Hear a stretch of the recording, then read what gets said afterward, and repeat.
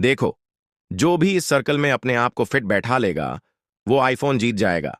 सबसे पहले घर का चपरी बेटा आता है और सर्कल पर बैठता है, लेकिन इसका तो पॉपट हो जाता है। उसके बाद आंटी आती हैं, फिर भी सर्कल में फिट नहीं बैठ पाती और इनका भी पॉपट हो जाता है। फिर घर का शैतान बच्चा आता है, ये भी हार जाता है। उसके बाद चश्मिश चाचा आते हैं। जो भी अपनी माँ से सच्चा प्यार करता है वो वीडियो को लाइक और सब्सक्राइब करे और कमेंट में लाल दिल भेजे। और इस तरह चश्मिश चाचा आईफोन जीत गए।